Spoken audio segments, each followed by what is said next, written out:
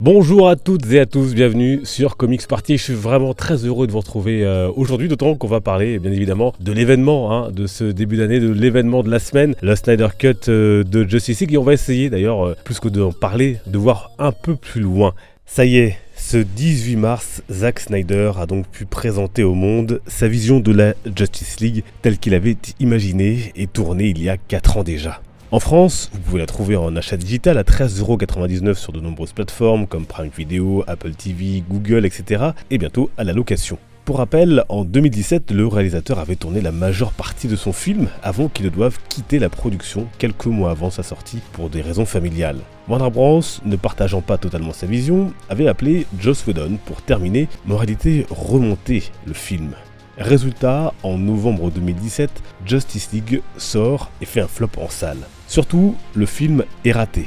Remonté en urgence, il est charcuté de toutes parts, les reshoots opérés, c'est-à-dire les scènes additionnelles tournées, sont catastrophiques, le pompon revenant à celle d'Henry Cavill, obligé de porter la moustache qu'il arborait pour le tournage de Mission Impossible. Résultat dans les salles, une pilosité effacée numériquement du plus mauvais effet. Dès lors, devant un tel massacre, les fans du réalisateur se sont mobilisés à coups d'hashtags, de pétitions, de lettres, mails, de campagnes publicitaires de grande ampleur, avec un seul mot d'ordre: Release the Snyder Cut. Résultat des courses, presque 4 ans plus tard, Zack Snyder a pu terminer la production de son film avec un budget de plusieurs dizaines de millions de dollars pour le plus grand bonheur de ses fans. Une victoire pour lui comme pour nous. Alors aujourd'hui, après avoir déjà vu plusieurs fois le film, je ne vais pas forcément vous en faire une critique, vous en trouverez pléthore sur YouTube, mais tout de même, d'un mot, sans spoiler, je peux déjà vous dire que j'ai adoré cette Snyder Cut, qu'à mes yeux, elle répare tous les défauts de la version sortie en salle en 2017. Le film est ici cohérent de bout en bout. Les personnages, forts de la durée du film de 4 heures, sont mieux présentés et développés. On pense notamment à Flash et à sa scène d'introduction mémorable, mais surtout à Cyborg, interprété par Ray Fisher, qui est au cœur du film. Avec son père, Silas Stone, il dispose d'un véritable arc narratif touchant, qui est l'un des fils conducteurs du long métrage. Ajoutez à cela un Superman toujours aussi bien symbolisé par Snyder, sans oublier un Batman et Bruce Wayne au top.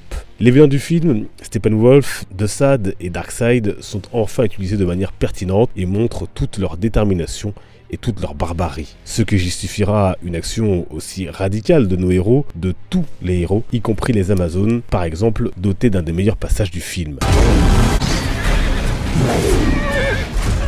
Les scènes, même celles présentes dans la version de 2017, sont plus pertinentes, car la trame de fond, il faut le dire, reste la même. Mais ces scènes sont donc plus lisibles, car non coupées, et mieux servies par une BO retravaillée par Junkie XL. C'est le cas par exemple au début du film de la scène de la prise d'otage, stoppée par Wonder Woman.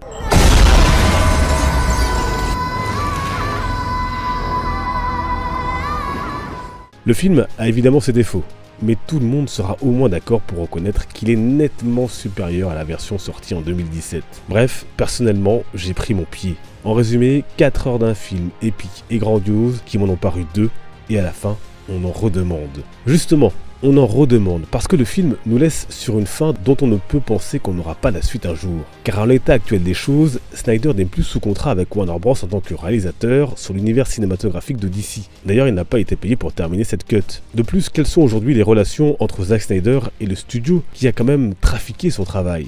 Je ne peux vous le dire. Toujours est-il que malgré l'engouement et le succès considérable qu'est déjà cette Justice League en quelques jours, on est bien loin de pouvoir affirmer qu'on aura un jour le plaisir de découvrir la suite. Et ce, pour plusieurs raisons. Déjà donc les relations entre Snyder et Warner Bros. De plus, le studio est parti dans des voies et des réalités différentes quant à ses films de super-héros d'ici. Le Joker de Todd Phillips d'un côté et de l'autre, le Batman de Matt Reeves. 2 personnages iconiques de l'univers de DC, incarnés donc par d'autres acteurs que Ben Affleck et Jared Leto. Du DCEU originel reste donc Wonder Woman et Aquaman. À cela devrait s'ajouter le film Flash qui entre bientôt en production.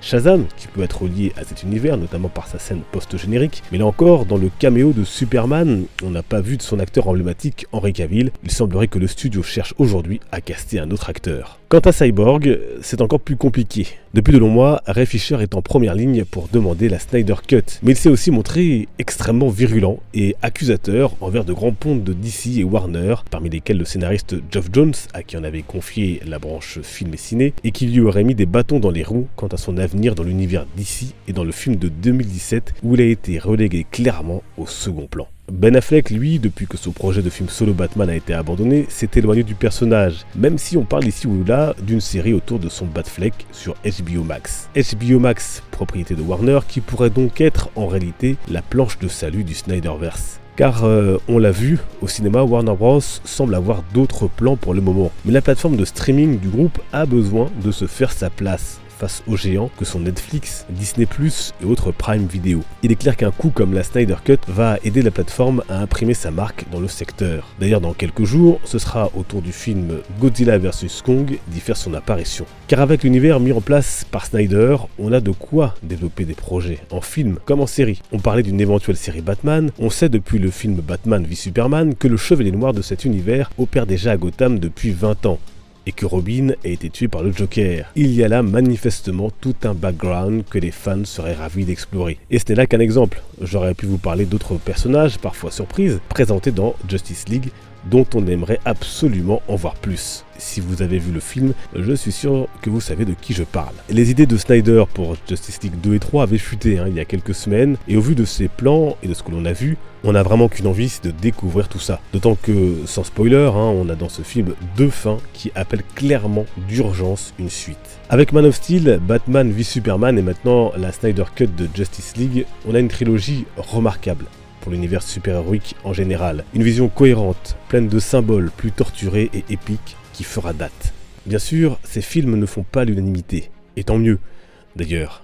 Mais personnellement, aux côtés des films Marvel, que j'aime également, je suis heureux qu'une telle vision puisse exister et s'exprimer. Comme on l'a vu, les choses ne sont donc pas aussi simples. Mais les fans sont déjà en ordre de marche, avec un nouvel hashtag, comme le titre de cette émission, Restore the Snyderverse. Il y a quelques années, j'aurais cru ce type de mobilisation vouée à l'échec. Mais quand je vois ce que la mobilisation de chacun de nous, fans de Snyder et de sa vision, a pu faire aujourd'hui, je me dis, malgré la complexité de la situation, que rien n'est impossible.